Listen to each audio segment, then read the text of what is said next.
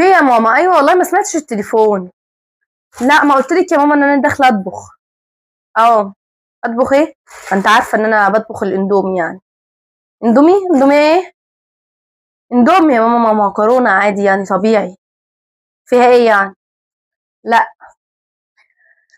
لا ياسين بطنه ما وجعتوش. هو اشتكالك يا ماما؟ لا هو بطنه ما وجعتوش. سلام يا ماما، سلام سلام.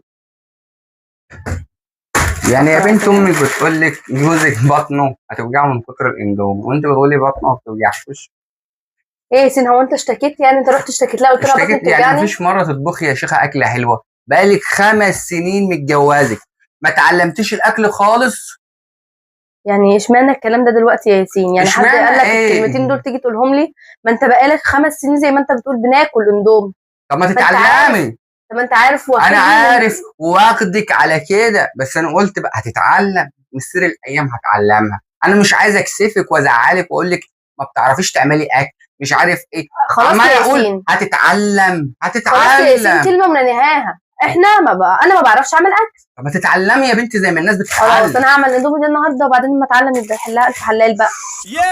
يا انا دلوقتي ما بعرفش اعمل طب غير ثانيه اندومي. واحده جاهز. ثانيه كل واحده. لقطة استغفر الله العظيم يا رب. الو. ايه يا امي؟ سامعانا؟ سامع ايه يا اما؟ ما احنا ولا بنزعق ولا بنعمل اي حاجه. ده انغام في المطبخ بتعمل اكل وانا كنت بغير هدوم. مفيش حد بيزعق، هتلاقي التلفزيون. اه. عاملين اكل ايه؟ عاملين النهارده فراخ ومحشي وكل حاجه حلو. انزلك؟ عندك اكل؟ طيب. انا قلت لو مش عندك كنت انزلك. احنا عاملين محشي الحمد لله، وانغام احلى شيف احلى شيف تعمل احلى اكل كل يوم. ماشي يا ماشي. ماشي وانا نازل هبقى احود عليك تحت. ماشي. سلام.